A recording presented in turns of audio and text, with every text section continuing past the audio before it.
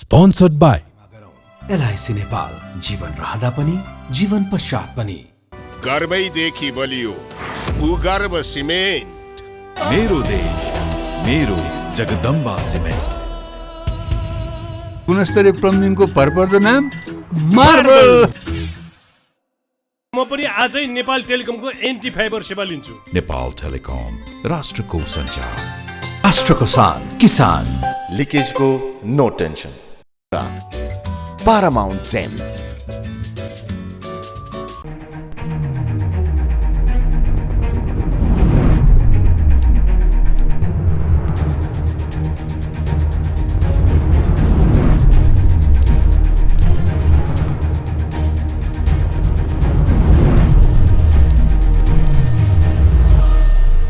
आजको जनता जान्न चाहन्छन् कार्यक्रममा हाम्रो बीचमा नेपाल कम्युनिस्ट पार्टी एकीकृत समाजवादीकी सचिव र शहरी विकास मन्त्री रामकुमारी झाँक्री हुन्छ। तपाईँलाई म जनता जान्न चाहन्छन् कार्यक्रम स्वागत गर्न चाहन्छु। यसपटकको स्थानीय तहको निर्वाचनमा तपाईँको पार्टीलाई झड्का लाग्यो होइन? अब झड्का कुन अर्थमा लाग्ने? झड्का पराजित क्या, काहीँ पनि जित्नु भएन। झड्का चाहिँ पहिले नै लागेर एमाले छोडेको हामीले। हामीलाई अपेक्षाकृत हाम्रो यस्तो पनि हुन्छ राजनीतिमा भन्ने हाम्रो पूर्व अनुमानै हो।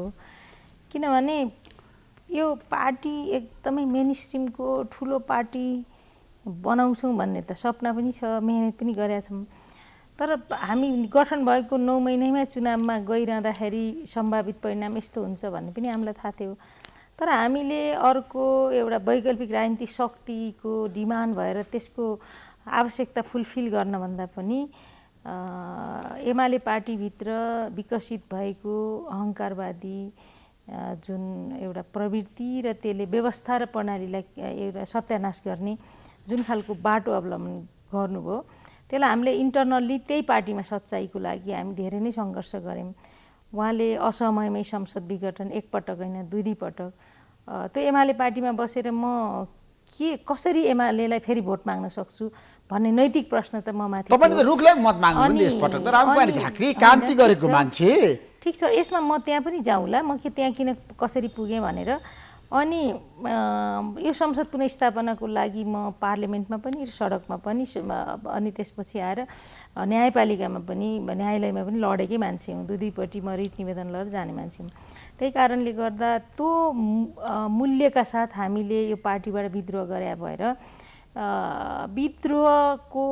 विद्रोहीहरूको अवस्था के हुन्छ भने त्यो के मृत्यु र जीवन दुइटै कुरा हुन्छ क्या।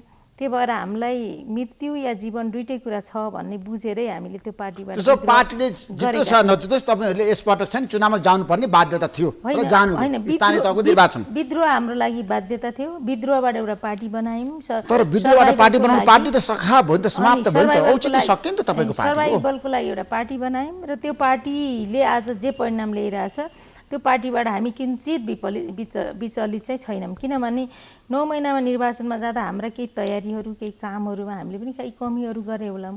गठबन्धनको कुरा गऱ्यौँ, गठबन्धन चाहिँ आशातीत हिसाबले सक्सेस भएन होला। अनि त्यसपछि हामीले क्यान्डिडेसी दियौँ, मतको सङ्ख्या बदरको हिसाबले हेर्ने हो भने फेरि अब पाएको ठाउँमा पनि ठुलो सङ्ख्यामा मत बदर भएर पनि त्यो चिन्ह अनि त्यसपछि मतदाता सिपको कारणले पनि अलिकति हामी पछाडि पऱ्यौँ। त्यस कारण हामीले जम्मी थोरै सानो प्रतिशतमा 6-7% उम्मेदवार उठाएर हामीले जे परिणाम प्राप्त गर्दैछौँ। अहिलेसम्म तपाईले 14 स्थानीय तहमा जित्नु भएको छ क्या एकीकृत समाजवादीले। त्यस्तै होला र अरू एमालेले धेरै जित्यो, धेरै ठाउँ बाजी मारे माओवादी केन्द्रले। एमाले पार्टी भनेको विशालतम पार्टी नै हो। त्यो पार्टीबाट हामीले विद्रोह। अनि कांग्रेसलाई पहिलो नम्बर पार्टी बनाइदिनु भयो तपाईले। अनि अब एमालेलाई हराउनको लागि त हामी काफी पनि भयौँ, किनभने त्यो प्रवृत्तिलाई एकचोटि हामीले धक्का दिनु नै पर्ने थियो। अब कांग्रेसले पाएको भोट चाहिँ म उभिएर तपाईको अगाडि म यति धेरै दर्शकबिनको अगाडि बोल्दै गर्दा होला हामी गठबन्धन गऱ्यौँ, त्यो गऱ्यौँ, सबै कारणले काङ्ग्रेसले मत पायो भन्ने कुरा टेक्निकल्ली होला। राजनीतिक हिसाबले काङ्ग्रेसले डेमोक्रेसीको पक्षमा गरेको कन्ट्रिब्युसनको कारणले मैले भोट हालेँ नि त। त्यो 2078 सालको जेठको 7 गते प्रतिनिधि सभाका सदस्य नेपाली काङ्ग्रेसको नेता मान्य शेरबहादुर देउवा प्रधानमन्त्री हुन अस्वीकार गरेको भए हामी डेमोक्रेसीको यो फ्रेमभित्र हुन्थ्यौँ कि हुने थिएनौँ।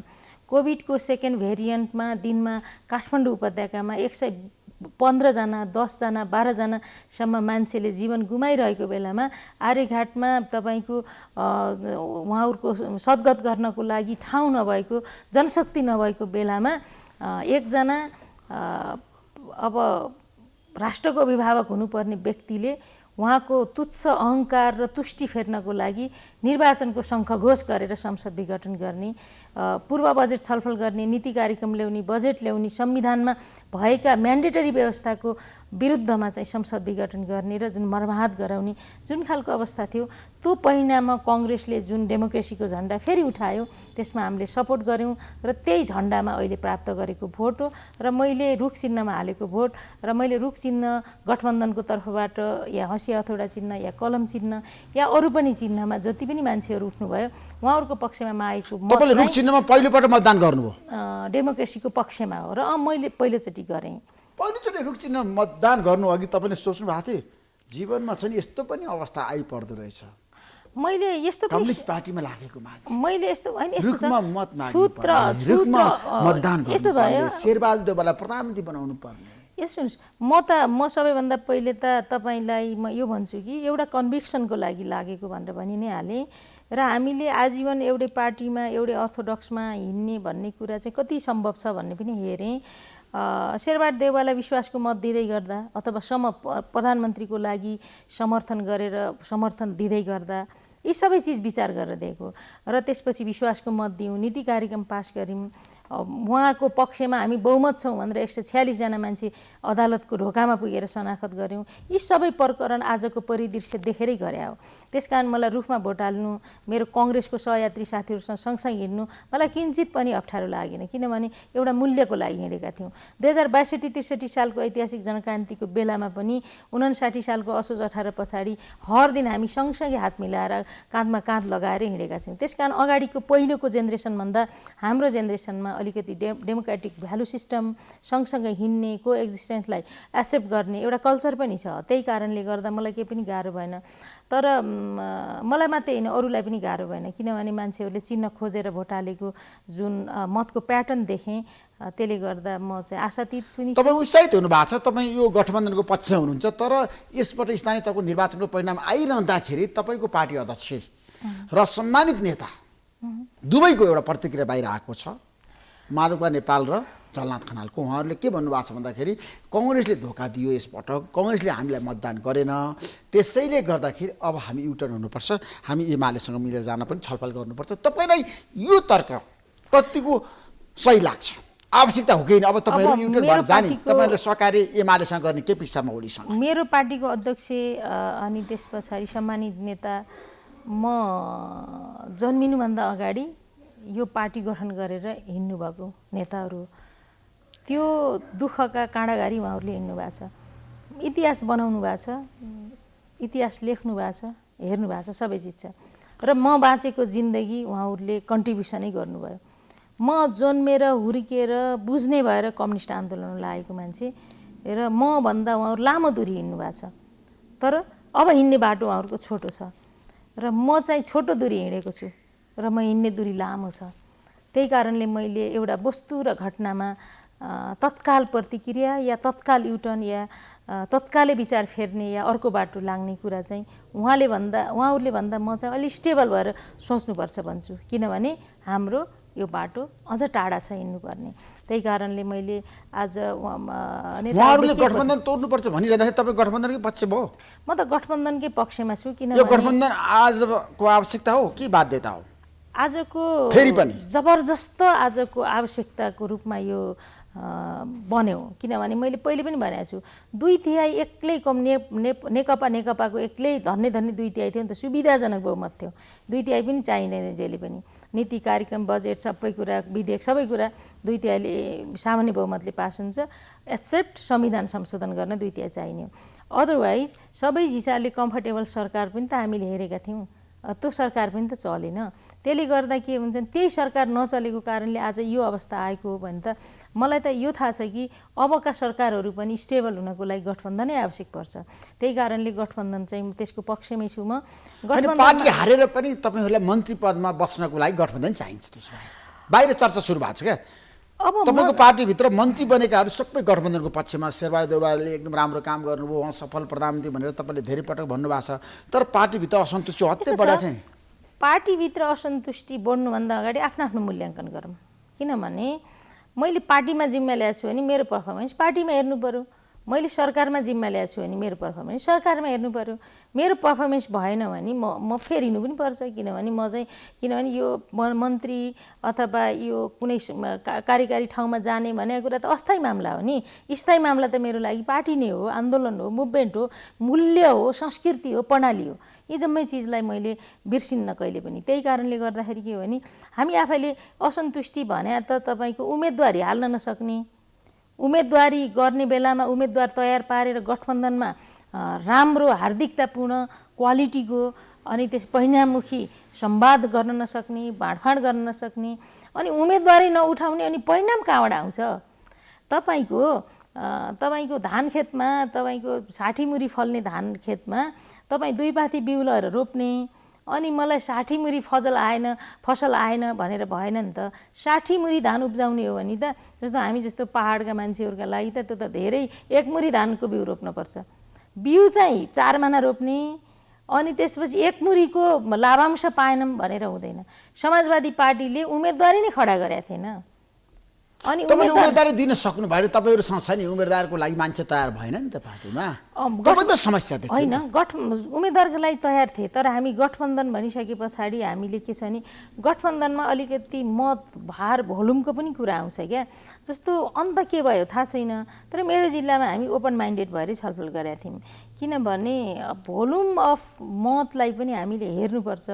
नत्र हामीले डिफ्रेन्ट आइडिया भएको पार्टी सँगसँगै जाँदाखेरि त्यो मतदाताको जहाजलाई हामीले कसरी उठाउँछौँ निर्वाचनमा हामी कसरी टेकअप गर्छौँ भन्ने कुरा चाहिँ महत्त्वपूर्ण हुन्छ त्यही कारणले गर्दाखेरि हामीले यो सबै कुरा टेकअप गर्नलाई हामीले ओली हाम्रो वजन पुगेन कि भनेर पनि काहीँ सम्झौता गरेका छौँ तर सबै ठाउँ त्यस्तो भयो कि भएन थाहा छैन अनि मतदाताले भोट हालेनन् काङ्ग्रेसले धोका दियो या माओवादीले धोका दियो या समाजवादीले धोका दियो अथवा भन्ने कुरामा चाहिँ मैले किन त्यो भन्दिनँ भने मेरो आमालाई मेरो परिवारको हिसाबले मान्छेले एमालेमा या आज समाजवादीमा गन्थे होला तर आमा इन्डिभिजुअल हो नि त उहाँले भोट चाहिँ काङ्ग्रेसमा हाल्नुहुन्छ एमालेमा हाल्नुहुन्छ तपाईले हुबजारी गर्नु भएन आमालाई भन्नु भएन रुखमा मतदान गर्नु त एकजना सार्वभौम नागरिक हो नि मेरो आमाले कहाँ हाल्नुहुन्छ त आमाको कुरा हो नि त्यसकारणले त काङ्ग्रेसले मैले रामकुमारले भोट हालाएन भन्नु त मिलेन किनभने मैले जनतालाई हामीले यही बेला हो हरेक 5 वर्षमा डेमोक्रेसीको ब्युटी यही त हो नि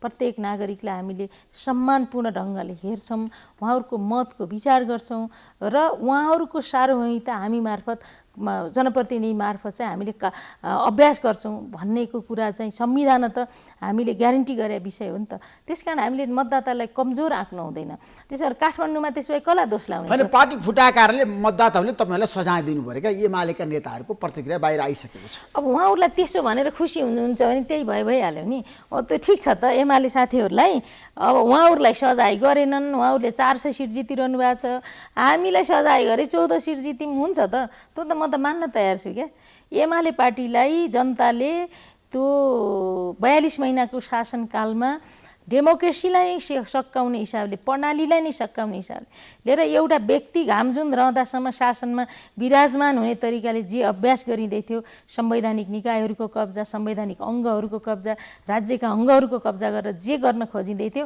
पार्टी सत्ता जसरी कब्जा गरिएको थियो त्यसका विरुद्धको विद्रोह हो नि त यो त्यसो भए उहाँहरूलाई त्यो कुरामा वैध मानेका छन् भने त आज एमालेको दायाँ हेर्दा पनि बायाँ हेर्दा पनि 400 सिट जितिरहेको देखिनु पर्ने हो नि त त्यो छ र अनि चमत्कारी व्यक्तित्व केपी शर्मा ओलीको कारणले गर्दाखेरि यसपटक एमालेले पनि जुन सिट जित्यो नि तपाईँलाई थाहा छ नि एमालेको नेताहरूको भनाइ के छ भन्दाखेरि ओली भनेको निर्विकल्प नेता हो क्या उहाँको कारणले गर्दाखेरि एमालेले चुनाव जितिरहेछ जितिरहन्छ उहाँहरूले स्वीकार्नुहुन्छ अनि म त उहाँको पार्टीको सदस्य पनि छैन अहिले मलाई मेरो केही टाउको दुखाइ छैन उहाँ घाम जुन हावा पानी सास फेर्ने सबै स्रोत चाहिँ केपी शर्मा ओली हो उहाँ चाहिँ उहाँ बिनाको एमाले भनेको छ नि पानी बिनाको माछा जस्तो हुन्छ अरे क्या बर्मा विष्णु महेश्वर हो भनेर उहाँका पछि कोही लाग्छ भने मेरो कमेन्ट गर्नु नै छैन किनभने लाग्यो नि त्यसमा मेरो आपत्ति छैन म त त्यसो भन्न नसकेर त्यो पार्टी छोड्या मान्छे म व्यक्ति एज सच व्यक्तिको हिसाबले लिडर एज सच लिडरको हिसाबले कलिग्स एक्सर्ट्स कलिग्सको हिसाबले स्वीकारेँ त्योभन्दा बाहिर कसैले हामीमाथि अभ्यास गर्न खोज्यो भने स्वीकार्य होइन। त्यसपछि पार्टी छोडे मान्छे। त्यस कारण मलाई एमाले फेरि एमालेमा जाने सम्भावना छैन रामकुमारी झाँक्री? आजको दिनमा छैन। तर विगतमा तपाईँहरू जानुभएको थियो नि त। 2054 सालमा वामदेव उदावले पार्टी फुटाउनु भएको, एमाले गठन गर्नुभएको र 56 सालको चुनावमा तपाईँहरूको पत्तासा भयो, चुनाव एक ठाउँमा पनि जित्न सक्नु भएन। त्यसपछि 58 सालमा वामदेवको उदावले एकीकरण गरेको हो नि एमालेसँग। अब त्यही किसिमको दोहोरो छ नि चरित्र तपाईँहरूमा देखिन्छ देखिँदैन? इतिहास दोहोरिन्छ दोहोरिँदैन? मलाई बताउनुहोस्। त्यति बेला त पार्टी एकता भएको हो नि त। नाम जेसुकै भनौँ, मान या सम्मानका लागि जेसुकै शब्द प्रयोग गरौँ, तर एक राजनीतिक हिसाबले त एमाले पार्टी एकीकरणको प्रक्रियामा चाहिँ हामी सामेल भएको हो नि त। त्यो कन्डिसनहरू के हो? यदि त्यस्तो परिस्थिति भोलि भयो भने त्यो अलग कुरा हो। तर आज सम्भावना के छ? जस्तो भोलि मिलेरै जाने एमालेसँग सहकारी गरेर जाने आगामी निर्वाचनमा, सङ्घको निर्वाचनमा, प्रदेशको निर्वाचनमा माधव नेपाल केपी शर्मा ओलीको बीच सम्झौता हुने सम्भावना छैन? मिलेर जाने छैन। आजको दिनमा म यहाँ तपाईँको अगाडि बसेर जे परिदृश्य देख्दैछु एमालेभित्र, मुलुकमा, मतदाताको मनोविज्ञानमा, म यो सम्भावना देख्दिनँ। तर एमालेको नेताहरूको प्रतिक्रिया के छ भन्दाखेरि अब सबै माधव नेपालका पार्टीका मान्छेहरू हाम्रो पार्टीमा आउँछन्, हामी किन उहाँहरूलाई लिन्छौँ, किन एकीकरण गर्ने माधव नेपालसँग? ठिकै छ त, भइगयो त, नगर्दा हामी एमाले एक्लै जान्छौँ। अब हुन्छ त, हामी एमालेमा जान्छौँ, मिसिन्छौँ, एकता गठबन्धन गर्छौँ भनेको छैनौँ नि त। ठिकै छ त, उहाँहरू स्वतन्त्र हुनुहुन्छ, गर्नु शुभकामना छ, राम्रो गर्नु। तपाईँले निम्तो दिइरहनु भएको छैन? अब मिल्नु पर्यो, जानु पर्यो भनेर सहकार्य गर्नु पर्यो? छैन, कहिले भन्दा पठाइरहनु भएको छ निम्तो पत्र, झुक्केर पनि सन्देशहरू? झलनाथ खनालले भन्नुभयो अस्ति मसँग जनता जान चाहन्छन् कार्यक्रममा, बरु एमाले नै ठिक रहेछ, काङ्ग्रेसभन्दा काङ्ग्रेसले धोका दियो निर्वाचनमा, हाम्रो विरुद्ध लाग्यो काङ्ग्रेस, हाम्रो उम्मेदवारलाई मतदान गरेन। कङ्ग्रेस एउटा मास पोलिटिक्सको कल्चरबाट आएको पार्टी हो, एमाले एउटा सङ्गठनात्मक बेसबाट आएको पार्टी हो। हामी ग्रोनअप नै फरक फरक पृष्ठभूमिमा भयौँ, फरक फरक आइडियोलोजीबाट भयौँ, फरक फरक संस्कृतिमा हुर्क्यौँ, फरक फरक मूल्यहरू स्थापित गऱ्यौँ भने हामी आज एमालेबाट छुट्टिएर एमाले जस्तै पार्टी बनाइरहेका मान्छेले कङ्ग्रेस चाहिँ एमाले जस्तो हुनुपर्थ्यो भन्ने आग्रह राखेर हुँदैन नि। कङ्ग्रेसको विक ग्राउन्ड हो नि, कङ्ग्रेस सङ्गठन कम, मास पार्टी हो, जहाँ कम्युनिस्ट हुँदैनन्, बाँकी सबै कङ्ग्रेस भएको छ नि त। त्यही कारणले मैले चाहिँ म जस्तै, मेरो पार्टी जस्तै, मैले बनाए जस्तै व्हिप जारी गरेको आधारमा जनताले भोट हाल्नुपर्छ भन्ने चाहना राखेर हुँदैन। कङ्ग्रेस त आफैमा पनि एउटा ग्रासरुट डेमोक्रेसी अभ्यास गरेर आएको पार्टी हो, मासको पार्टी हो। आकाङ्क्षीहरू धेरै हुन्छन्, को कहाँ तपाईँको आकाङ्क्षी यति धेरै कि उम्मेदवार व्यवस्थापन गर्न पनि उहाँहरूको विधानले पनि काम गर्दैन, त्यो हालत हो नि त। हाम्रो पार्टीमा त लट्ठी उठाएर बस बुट गराएर चल्ने पार्टी भयो नि त। त्यही कारणले यो र त्यो पार्टीमा त धेरै भिन्नता छ नि। तर चुनावमा तपाईँहरू किन पराजित हुनुभयो भन्ने समीक्षा गर्नुहुन्न? अब उम्मेदवारै उठाएन त हामी कसरी पराजित हुनु भने क्या, उम्मेदवारै दिएको छैन हामीले धेरै। तपाईँले कति ठाउँमा उम्मेदवार दिनुभएको थियो त? गठबन्धनको उम्मेदवारहरू कति ठाउँमा थियो तपाईँको पार्टीको? अब हामीले धेरै कम ठाउँमा दिएका थियौँ। कति? मलाई ठ्याक्कै तथ्याङ्क त अहिले तपाईँसँग छैन। अहिले कति ठाउँमा दिनुभएको थियो? तपाईँले मलाई तथ्याङ्क पनि सोध्नुहुन्छ भने भए त। अनि तथ्याङ्क त हुनु पर्यो, तपाईँ त पार्टीको सचिव हुने रामकुमारी झाँक्री। तथ्याङ्क पनि छ, तर मलाई त्यो त्यति भन्न मन नलागेर नभने हो। थोरै छ त्यसमा? थोरै छ। जहाँ जित्नुभयो गठबन्धनकै कारणले जित्नुभयो कि आफ्नो सङ्गठनको कारणले? एक्लै पनि उठेर जितेको छ नि। कहाँ जित्नु भएको छ एक्लै? रौतहटमा जितेको छ, उता कैलालीमा जितेको छ, कता कता जितेको छ, धेरैतिर जितेको छ नि। एक्लै पनि जितेको छ तपाईँको पार्टीले? किन जितेको छैन? जनमत छैन भन्छ मान्छेहरू। के थुप्रै ठाउँ एक्लै जितेको छ। अन्त आज पनि देख्दै थिएँ कता कता। तर म फेरि यस्तो छ, अब मलाई त्यति किन यो अपडेट छैन होला भन्ने पनि ठान्नुहुन्छ होला। लास्ट इयरको 74 सालको निर्वाचनमा म एमालेको निर्वाचन परिचालन कमिटीमा थिएँ। त्यस कारण म हरेक इस्युमा अपडेट हुन पर्थ्यो, किनभने मैले नेताहरूलाई रिपोर्टिङ गर्न पर्थ्यो, निर्वाचन आयोगमा काम गर्न पर्थ्यो।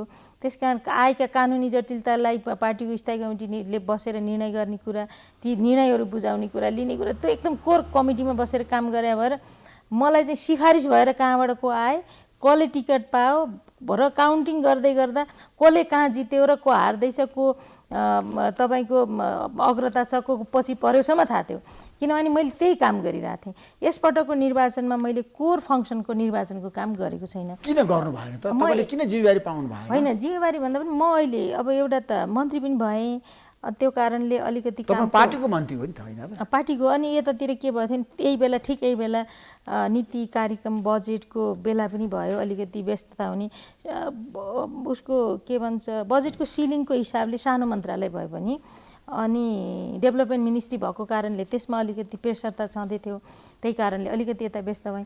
अनि निर्वाचनमा हामी झामझुम होमिसके पछाडि अलिकति मलाई चाहिँ बोलाइएको ठाउँमा पनि गठबन्धनको तर्फबाट बोल्न जानु पर्यो। फेरि आचार संहिताको कारणले कति बेला चाहिँ अब त्यो अनुमति लिएर आउँदा 1-2 दिन यसै ढिला भयो। त्यसपछि जिल्लामा पनि अलिकति केन्द्रित भएँ। अनि यो निर्वाचन अपडेट गर्ने काम गर्ने त केन्द्रीय कार्यालयमा बसेर अरू साथीहरूले काम गरिरहनु भएको छ। त्यही भएर त्यो डुप्लिकेसनको काम चाहिँ भोलिन्टियरली मैले नगरेको, किनभने कार्यालयमा रिपोर्ट आउने, उहाँहरूले अपडेट लिने, डिस्प्याच गर्ने त गरि नै रहनु भएको छ। तर मैले चाहिँ त्यो काम चाहिँ त्यसमा यसपटकको स्थानीय तहको निर्वाचनमा तपाईँहरूलाई काङ्ग्रेसमा मिलेर जाँदै फाइदै भयो, प्रतिपादक भएन, घाटा लागेन? मलाई त यो जे भएको छ यो नट ब्याड। तपाईँ सन्तुष्ट हुनुहुन्छ? नट ब्याड, असन्तुष्टि छैन?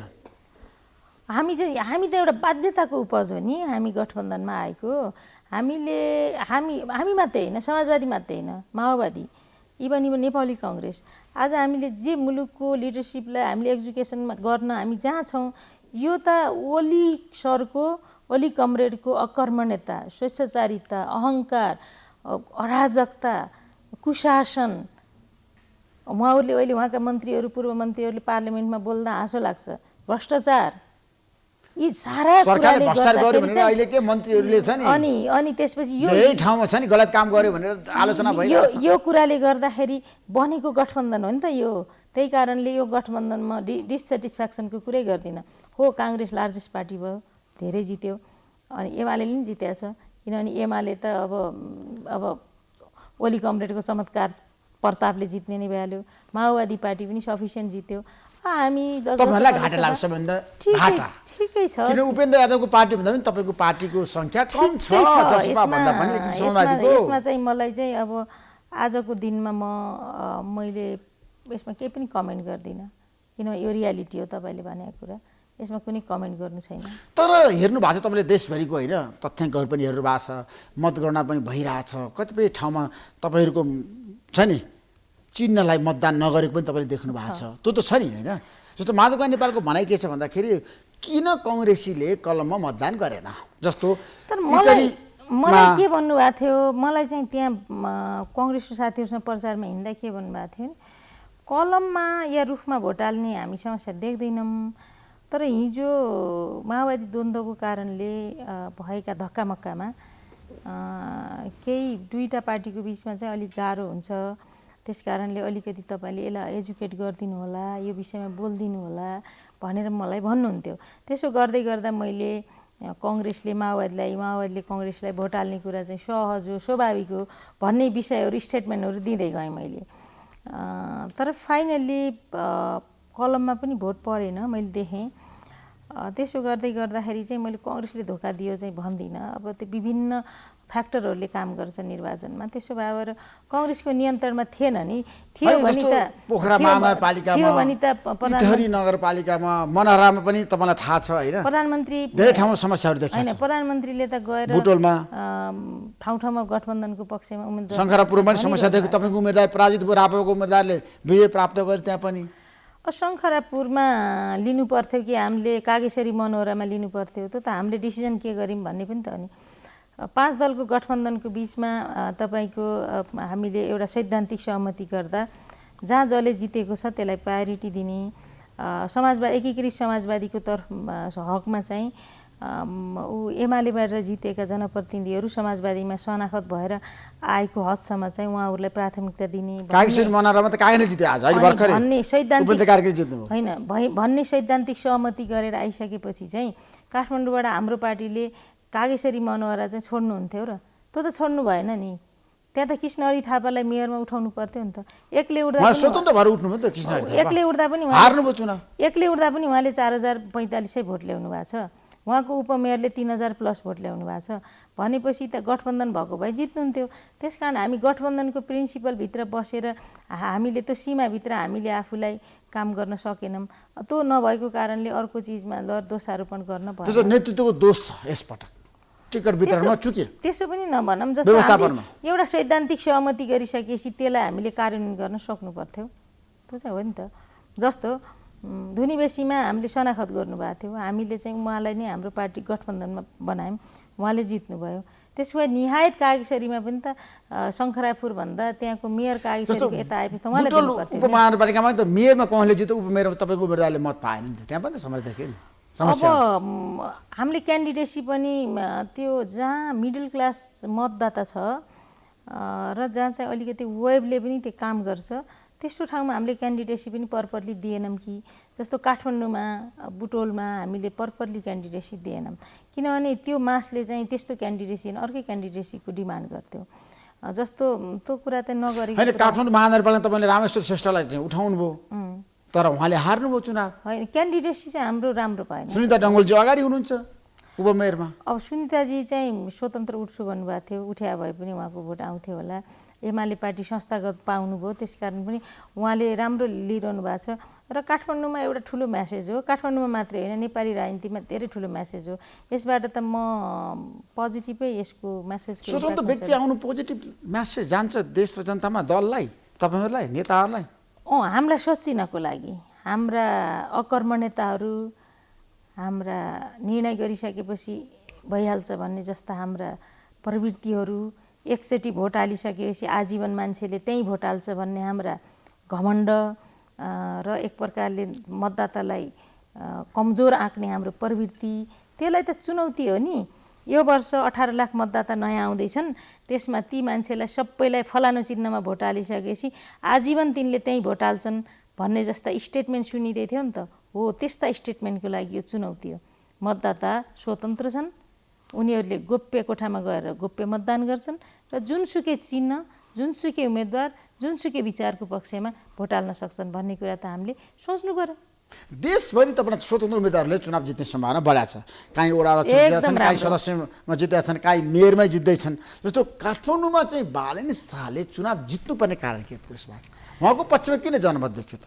तपाईँलाई के लाग्छ? तपाईँ एउटा मलाई व्यक्तिगत हिसाबले युवा नेतृत्वको कारणले एकदम स्पष्ट बताउनुहोस् त।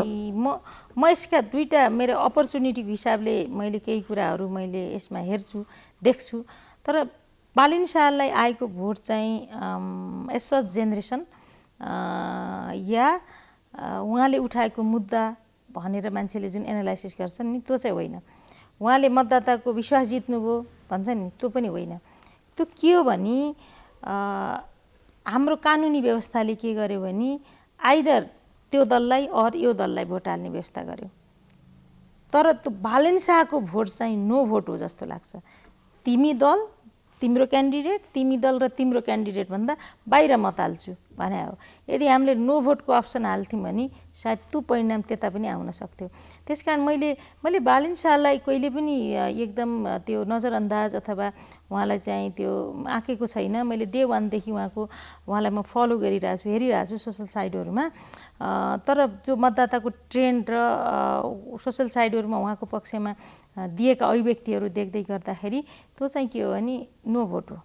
तपाईँप्रतिको वितृष्णा हो नि। तपाईँले काम गर्न सक्नु भएन मौका पाउँदाखेरि पनि। तपाईँ म हामी दल छौँ नि, हो हामी दललाई सच्चाइको ग्राउन्ड हो यो। दलहरू सच्चेनन् नि रामकुमारी। अब सच्चेनन् भने फेरि पनि स्वतन्त्र व्यक्तिहरूले अब देशमा नेतृत्व गर्नु होइन। अब सच्चिने मौका हो यो, किनभने मर्निङ के भन्छ भने यसले एउटा सङ्केत चाहिँ हामीलाई शुभ बिहानीमा दिएको छ। हामी अर्को महासङ्ग्राम, अर्को इलेक्सनमा त जाँदैछौँ सङ्घीय र प्रदेशको। त्योभन्दा सुरुमै दिएको यो सङ्केत हो। तर त्यो सङ्केतलाई पार्टीहरूले अब बुझ्नुपर्छ। त्यसो भएर बालेन शाहको उहाँले मतदाताको मन जितेको, विकल्प दिएको अथवा उहाँले एजेन्डा उठाएको कारणले भन्दा पनि यी दलका क्यान्डिडेसीहरू, उहाँहरूको स्वेच्छाचारी निर्णय, उहाँहरूले निर्णय गरिसके पछाडि भोट हालिदिनु पर्ने जनताको बाध्यता जे ठान्दै छौँ नि हामी दलवालाले, हो त्यसको अगेन्स्टमा दिएको। त्यसकारण मैले त्यो हदसम्म जनताप्रति रिगार्ड गर्छु, सम्मान गर्छु र जनताले त्यो मत राख्न पाउनुहुन्छ भन्ने कुरामा म चाहिँ एकदम सम्मान साथ चाहिँ विश्वास पनि गर्छु। त्यसले गर्दा हामीलाई सच्चाइको मौका हो। र बालेन शाह एस एउटा नेपाली राम्रो मान्छे हो नि बालेन शाह, तपाईँले चिनेको?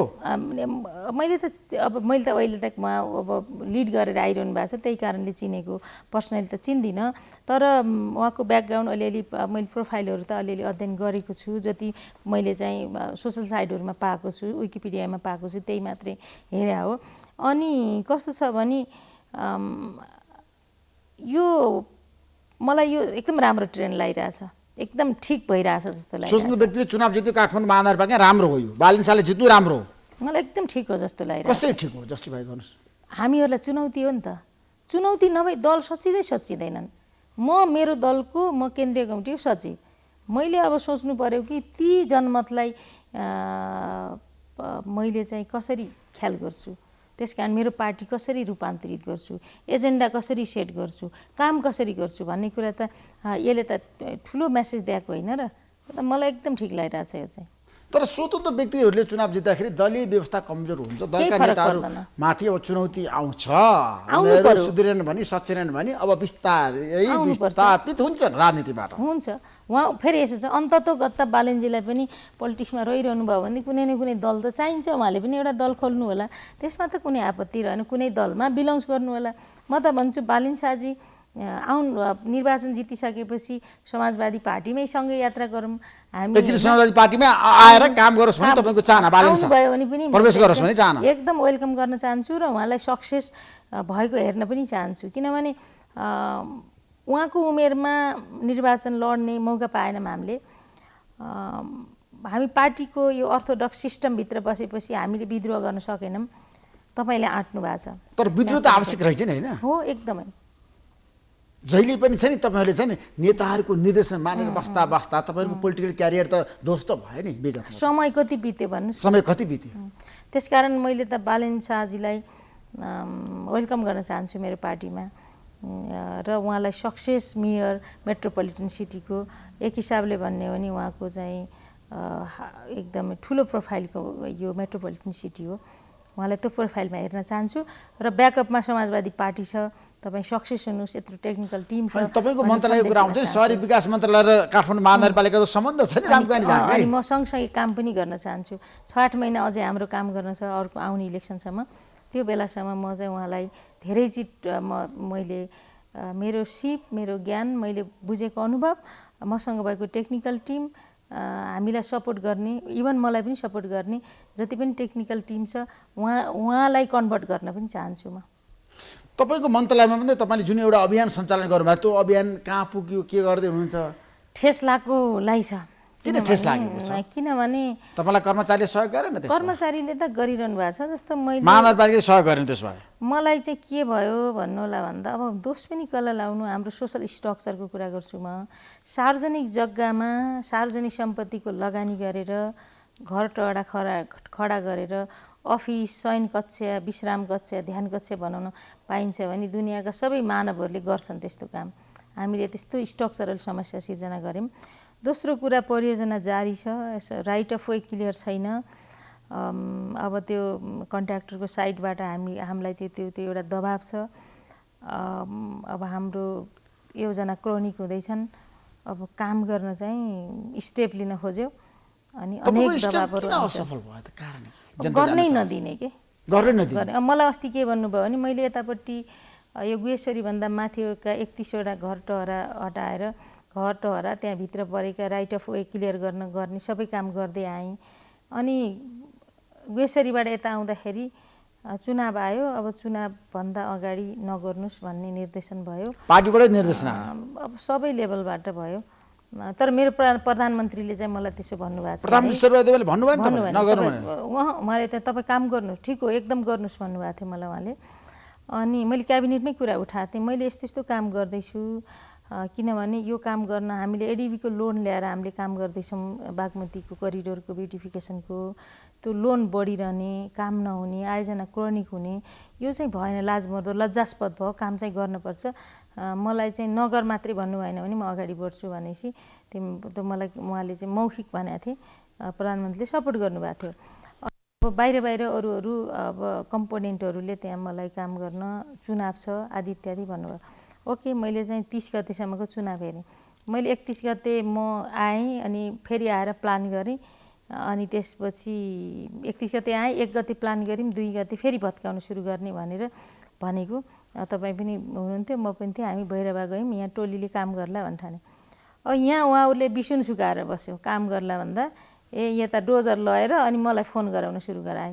अनि चारतिरबाट नेताहरूलाई फोन गराउने, गृहमन्त्री त सँगसँगै हुनुहुन्छ त्यहाँ, अनि फोन गराउने, यो गराउने त्यो गराउने गरे 2-4 वटामा 2-4 बकेट हानेर हिँड्यो क्याएर के भयो। अनि कामै गर्न दिने। त्यहाँ सुकुम्बासीको नाममा त्यहाँ अतिक्रमण गरेर बसिरहनु भएको छ अव्यवस्थितहरू। उहाँहरूलाई इचङ्गु नारायणमा 300 परिवारलाई व्यवस्थापन गर्ने घर बनाएको छ। उहाँहरू त्यहाँ सर दिनुहुन्न, जाउँ भन्दा गफ गर्न आउनुहुन्न। अब उहाँ खोला किनारा बस्नु भएको छ। अब यो यस्तो खालको पोलिटिक्सबाट हामी पारा लाग्दैनौँ। त्यस कारण मलाई सुन्दै हुनुहुन्छ कुनै बेला युट्युबमा भने पनि बालिन शाहजीलाई मैले यो तपाईँले भन्नुभएको थियो आज बिहान मसँग नेपाली बहसमा नेपाली रेडियो नेटवर्कमा तपाईँले भन्नुभएको थियो बालिन शाहले अब काठमाडौँको मेयर बनिसकेपछि उहाँको लौरोल प्रयोग गरेर म बढार्छु भन्नुभएको थियो नि त। त्यस कारण म एकदम मैले त्यही भनेको थिएँ, यो सुन्दै हुनुहुन्छ भने भोलि पनि सुन्नुभयो भने चाहिँ तपाईँको लोकल लेभलको अथोरिटी चाहिँ प्रयोग गर्नलाई म सहयोग गर्नेछु सङ्घीय सरकारको तर्फबाट भन्छु र केही न केही काम गरौँ भन्ने कुरा पनि भन्छु र केही कुराहरू गर्न पर्ने छ। जस्तो मैले युटिलिटी करिडोरको कानुन बनाउँदैछौँ, योसँग सम्बन्धित महानगरमा काम गर्नुपर्छ, थुप्रै इस्युहरू छ। त्यही भएर म चाहिँ होपफुल्ली दलमा बाइन्डिङ भएको मान्छेभन्दा स्वतन्त्र मान्छेसँग काम पो अलि धेरै गर्न सक्छ कि मेरो सिनियर नेताले भन्छन्, समकक्षी साथीले भन्छन्, अनि त्यसपछि अर्कोले भन्छ यति धेरै बाइन्डिङ कि तपाईँले मलाई कुनै काम गर्दैछु आज 1 घन्टा यो नगरिदिनुहोस् भन्यो भने तपाईँको मुख हेरेर मैले नगरिदिनु पर्ने, यो हाम्रो सोसल स्ट्रक्चर मान्छे राखिदिनु पर्ने, यो हाम्रो सामाजिक मूल्य हाम्रा सम्बन्ध यसले पनि काम गरिरहेछ। तर एक्सन ओरिएन्टेड हुनुपर्छ। तपाईँले काम गर्दाखेरि कसै कुरा सुन्नु हुँदैन, जनताको लागि काम गर्नु पर्यो। सुनेको छैन तर नसुन्नुहोस् न, हिम्मत गर्नुहोस्, साहस गर्नुहोस्, मन्त्रीपद गए जान्छ, त्यो त कुनै परवाह छैन। यो मैले जान्छ क्या, यो मैले चाहेर आएको पनि होइन। फेरि गिरिजाप्रसाद कोइरालाले एकपटक मसँग भन्नुभएको थियो अन्तर्वार्तामा, प्रधानमन्त्री पद भनेको मेरो लागि फाटेको जुत्ता जस्तो आउँछ जान्छ भन्नुभएको थियो गिरिजाप्रसाद कोइरालाले मलाई अन्तर्वार्ता दिँदाखेरि। तर मेरो लागि पनि म 74 सालमा सांसद भएँ समानुपातिकबाट। यही कार्यकालमा मैले मन्त्री भने चिज चाहिँ मैले यो मेरो लागि आएको र यो गए पनि मलाई तपाईँ एमाले पार्टीमा भइरहेको भए एमाले पार्टी नफुटेको भयो तपाईँलाई मन्त्री केपी शर्मा ओलीले बनाउनु हुन्थेन। यो मेरो त्यो अपेक्षाकृत कुरै होइन र म यो मेरो आसक्ति पनि छैन, किनभने निष्ठापूर्वक काम गरेको र मैले धेरै विकल्प छोडेर यो राजनीति समाज रूपान्तरण गर्ने माध्यम हो भनेर काम गरेको हुँ। त्यही कारणले मैले राजनीति माइ खाने भाँडो हो नि त। अब त कसैका लागि भयो, कसैका लागि मागी खाने भाँडो लयो, कसैको लागि इज्जत कमाउने परिवारको लागि काम गर्ने, जस्तो पैसा अन्त कमाओ अनि राजनीतिमा आयो, सम्पन्नताको लागि पैसा कमाउनलाई व्यापारी राजनीतिमा आइसक्यो, अनि त्यस पछाडि अन्त सेलिब्रिटी भयो फेरि राजनीतिमा आयो। यो त राजनीति त यो चाहिँ तपाईँको धोबी खोला जस्तै भयो, सबै कुराको कन्टामिनेटेड छ। राजनीति शुद्ध छ भन्दिनँ, यो कन्टामिनेटेडै छ। सुधार्न सक्नुहुन्छ तपाईँहरूले? तपाईँहरूको पुस्ता पनि असफल भयो नि। अब युवा पुस्ता कहाँ छ? सकिन्छ, किन सकिन्छ, तर हामीले कमिटमेन्ट गर्नुपर्छ। कमिटमेन्ट त खोइ त आएन नि त तपाईँहरूको सार्वजनिक, खोइ युवा पुस्ताहरू खोइ एक भएको कुनै पनि पोलिटिकल यस्तो छ। अब हामीले भिन्न भिन्न विचारमा आबद्ध हुने युवाहरू सधैँभरि एउटै एजेन्डामा आइन्छ भन्ने पनि त भएन। हाम्रा एक विपरीत प्रतिस्पर्धा, एक विपरीत हाम्रा पनि त छन्, सीमाहरू पनि त छन्। त्यसले गर्दा सबै एकै ठाउँ नआए पनि हामीले एउटै एजेन्डा उठायौँ भने आफ्नो पार्टीमा रूपान्तरणको कुरा गऱ्यौँ भने पनि त ठुलो काम हुनसक्छ। तर हामी कहाँ तपाईँलाई थाहा छ, मन्त्रीहरूले मसँग धेरै कुरा गर्छ। पहिला फलान नेता खुसी भयो भने मेरो पद जोगिन्छ, जनता खुसी हुनुपर्छ नि होइन? तपाईँसँग जनता खुसी हुनु पऱ्यो नि त। जनताले चाहिँ वाह मन्त्री भनेर भन्नु पऱ्यो नि, त्यो किसिमको वातावरण पो बनाउने हो त मन्त्री हुने त। तर मन्त्रीहरूको सोच के छ भन्दा नेता खुसी हुनुपर्छ होला। अब त्यो पनि त्यो त गलत हो नि त। नेता खुसी हुने कि जनता खुसी हुने तपाईँसँग, देशभरिको जनता। रामकुमार झाँक्रीले आफ्नो कार्यकालमा राम्रो काम गरेर जानुभएको थियो भनेर जनताले भन्यो भने पो तपाईँको लागि सबभन्दा ठुलो उपलब्धि त्यही हो नि रामकुमार झाँक्री। तपाईँले भनेको यो पछिल्लो यही वाक्यांशलाई क्लोजिङै मैले के चाहन्छु भने मेरो मन्त्रालयको नेचरको आधारमा चाहिँ मैले त्यो झ्यापझुप काम हुने खासै मन्त्रालय छैन। मैले यति धेरै काम गरिरहेको छु पोलिसीको। मेरो म पछिको मन्त्री सक्सेसर जो आउँछ उहाँहरूले इमानका साथ उहाँहरूले चाहिँ भन्नुभयो भने त्यो उहाँहरूले अनुभूत गर्ने गरी मैले एउटा इन्स्टिट्युसनलाइज गरेको छु। अब भर्खरै 7 महिनामा मैले यति धेरै मैले नि म आएर सुरु गरेको विधेयक कानुन मन्त्रालयमा गएर सहमति पाइसकेको छैन। म आएर ड्राफ्ट गरेको विधेयक रेडी भएको विधेयक टिप्पणी उठाएर अर्थमा गएर आएको छैन भनेपछि त हाम्रा प्रोसेसहरू कति लामा छन् कि कानुन नभई नीति नभई कार्यक्रम नभई सङ्गठन नभई त काम हुँदैन। त्यसकै एक्जिस्टिङ स्ट्रक्चरले काम गरेको छैन भन्ने कुरा बुझेरै यसलाई केही नयाँ ढङ्गले काम गर्न खोजेको छु। अब मन्त्रालयको काम के भएको छ कसो भएको छ अर्को सिटिङमा कुरा गरौँ। किनभने जनता खुसी हुनु पर्यो। मेरो चाहिँ प्रश्न तपाईँलाई आजको यो कार्यक्रम मार्फत एउटा सन्देश पनि म दिन चाहन्छु। हामी कहाँ चाहिँ निरपेक्ष प्रवृत्ति भएन, सोच र चिन्तन भएन। निरपेक्ष जनता खुसी हुँदैनन्। खुसी चाहिँ सापेक्षित बनाउनुपर्छ। उदाहरणको लागि मसँग मान्छे कस्तो मान्छे खुसी हुन्छन् भने 8 लाखको योजना एउटा उपभोक्ता समिति दियो भने खुसी हुन्छन्। त्यो खुसी त गलत खुसी हो। मेरोमा मान्छेहरू साथीहरू आउँछन्, मेरो टोलमा जाने गेट बनाइदिनुहोस् भन्छ। सङ्घीय सरकारले टोलमा जाने गेट बनाइदिने हो र त्यसको त्यसको औचित्य त के? त्यो खुसी हुँदैन। त्यो दिने हो नि खुसी हुन्छ। अनि ऊ डाँडामा एउटा भ्यू टावर गरौँ न 2 तलाको भन्छ। अनि ऊ फलानु बाटो मार्गतिर छिर्ने गेट माग्छ। अब यस्ता काम गर्यो भने चिप पपुलारिटी त हुन्छ होला, तर त्यसले मुलुकलाई त यति फाइदा हुँदैन। शहरी विकास मन्त्री भनेको त सहर कस्तो बनाउनु, सुख भने खुसी भनेको पनि कन्डिसनल अथवा सापेक्षित हुन्छ भने चाहिँ त्यो। अब मैले गर्दाखेरि खुसी के हुन्छ भने मैले बानेश्वर चोकलाई चौडा गराउने मेरो सपना छ। एउटा सपना पुरा होला कि विपनामै होइन, त्यो चाहिँ एउटा बानेश्वर एभेन्यू बनाऊ भन्ने सपनामा सपनामै हुन सक्छ। होइन, एभेन्यू बनाऊ भन्ने छ। सायद यो वर्ष कार्यक्रममा आउँछ। बानेश्वर चोक चौडा गराउँदा हजारौँ मान्छे खुसी हुनुहुन्छ, तर जसका घरहरू अतिक्रमणमा पर्छन् मुआवजा दिउँला हामीले, उनीहरू त बेखुसी हुन्छन्। त्यसकारण खुसी सापेक्षित छ। सबै मान्छे एकसाथ खुसी हुँदैनन्। त्यसकारणले मलाई त खुसी भन्दा पनि यसले ठिकै गरे हो र यो हदसम्म ठिक हो त्यति भन्दै पुग्छ मलाई। त्यति भन्दै पुग्छ। त्यसो भए एउटा निष्कर्षमा पुगौँ।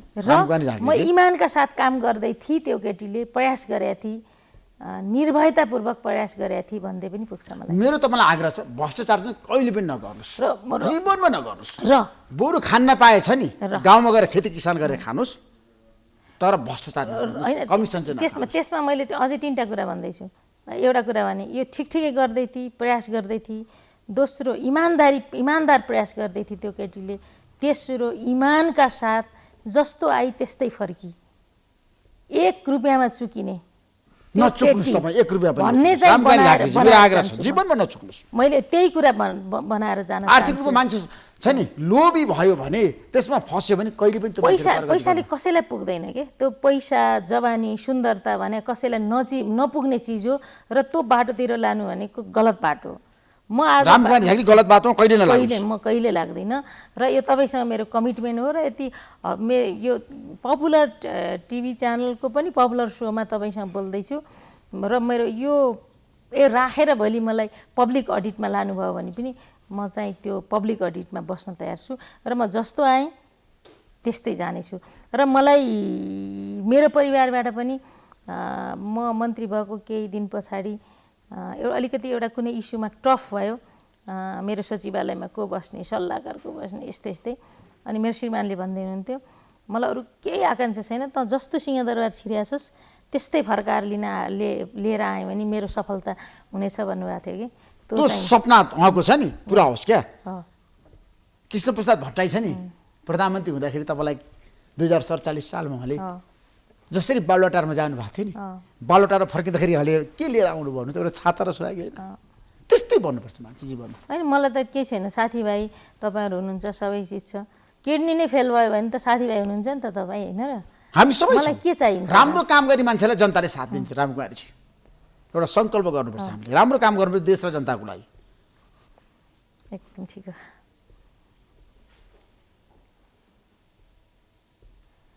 त्यही गर्छु।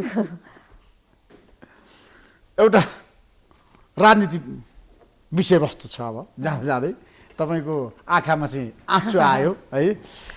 अब तपाईँ भावुक पनि हुनुभयो।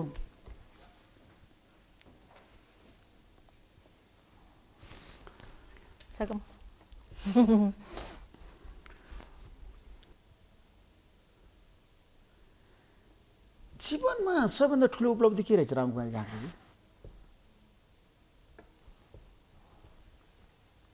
अब सबैभन्दा ठुलो उपलब्धि त इमानका साथ बाँच्ने हो।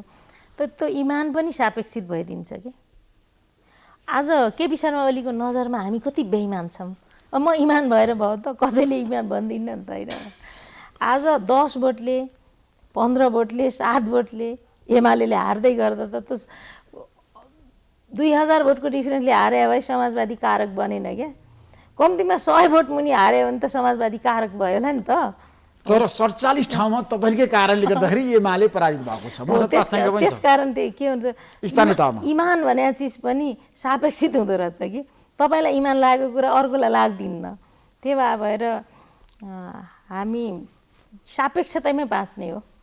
त्यसो भए प्रचण्ड माधेका नेपाल व्यक्तिगत हिसाबले इमानका साथ बाँच्ने नै यो हो त्यो तपाईँको उपलब्धि हो। माओवादी केन्द्र एकीकृत समाजवादीको बिचमा एकीकरण हुन्छ हुँदैन पार्टीगत रूपमा? अब स्थानीय तहको निर्वाचन पछि तपाईँहरू सँगै जाने पार्टी कालान्तरको कुरा चाहिँ म गर्न सक्दिनँ भविष्यमाडी। कालान्तरमा त के हुन्छ प्रदेश सभाको निर्वाचन अघि त्यो चाहिँ हुँदैन है पार्टीगत रूपमा एकीकरण हुँदैन त्यो त। प्रचण्डको चाहना चाहिँ एकीकरण गरेर जाने होइन प्रचण्ड कमलले पहिला पनि होइन प्रचण्ड कमलले त्यसो भन्नुभएको छैन मलाई।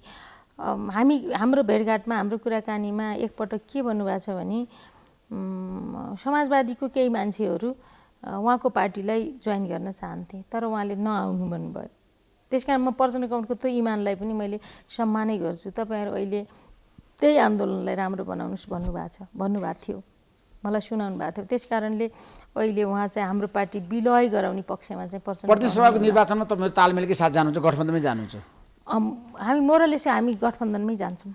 अनि तपाईँ गुल्मीबाट चुनाव लड्ने हो यसपटक उम्मेदवारी दिने हो अब तपाईँको चाहना?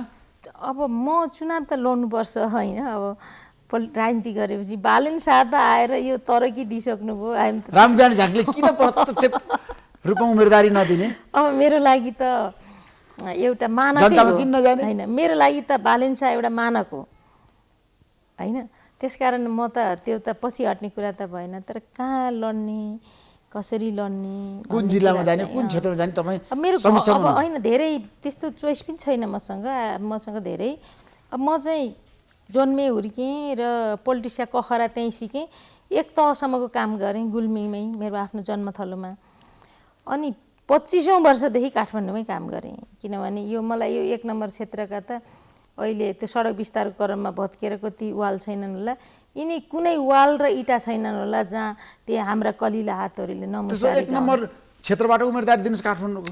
यहाँ चाहिँ हामीले व्हाइट वास गर्दा अनि अक्षर लेख्दा वाल पेन्टिङ गर्दा पोस्टरिङ गर्दा पोस्टर उक्काउँदा यी सारा चिज हाम्रा यो हाम्रा हत्केलाहरूले यो चाहिँ यी यहाँका इँटाहरू पनि अलिकति के भन्छ स्मुथ भएका होलान्। यति काम गर्यो काठमाडौँमा। त्यही गरेर यत्रो वर्ष पनि बस्यौँ। त्यसैले मलाई थाहा छैन अब त्यो चाहिँ पछि डिसिजन गरौँला। काठमाडौँ कि गुल्मी दुईटामा एउटा क्षेत्रमा तपाईँ उम्मेदवारी दिनुहुन्छ यसपटक? जान्छु। Thank you so much Ramvihari झाँक्रीजी। महत्त्वपूर्ण समय दिनुभयो। तपाईँलाई म धेरै धेरै धन्यवाद दिन चाहन्छु। राजनीतिमा इमान हुनुपर्छ र इमानदारिता नै सबभन्दा ठुलो कुरा। नमस्कार। स्पोन्सर्ड बाई एलआईसी नेपाल जीवन रहँदा पनि जीवन पश्चात पनि। गर्वैदेखि बलियो भूगर्भ सिमेन्ट। मेरो देश मेरो जगदम्बा सिमेन्ट। गुणस्तरीय प्लम्बिङको भरपर्दो नाम मार्बल। म पनि आजै नेपाल टेलिकमको एन्टी फाइबर सेवा लिन्छु। नेपाल टेलिकम राष्ट्रको सञ्चार। राष्ट्रको शान किसान। लिकेजको नो टेन्सन। Paramount Sense